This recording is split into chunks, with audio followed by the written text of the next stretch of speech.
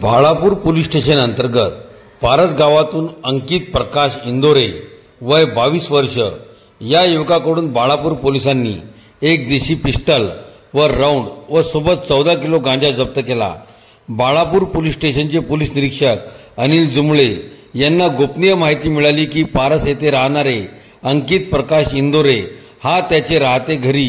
गांजा सदृश्य पदार्थाची विक्री करीत आहे व त्याच्या जवळून एक पिस्टल सुद्धा बाळगून आहे।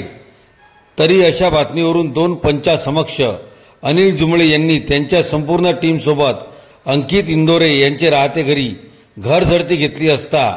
त्यांच्या घरात अंदाजे 14 किलो गांजा व एक देशी बनावटीचे देशी पिस्टल, अग्निशस्त्र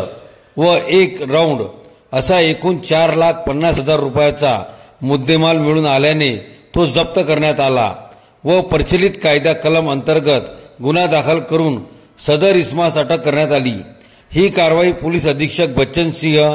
अप्पर पोलीस अधीक्षक अभय डोंगरे, उपविभागीय पोलीस अधिकारी अनमोल मित्तल यांच्या मार्गदर्शनात बाळापूर पोलीस स्टेशनचे पोलीस निरीक्षक अनिल जुमळे, सहाय्यक पोलीस निरीक्षक पंकज कांबळे, सहाय्यक पोलीस उपनिरीक्षक प्रियंका पाटील, पोलीस अंमलदार गोपाल सिंह ठाकूर, अनंत सुरवाडे, अंकुश गोरे, संजय टाले, सोहेल खान, निखिल सूर्यवंशी, संदीप पेड, सचिन कानडे, सुरेश बाळसाकडे, परवीन अवचार, चालक सिद्धार्थ कोहचाडे व वानकडे यांनी ही कारवाई केली।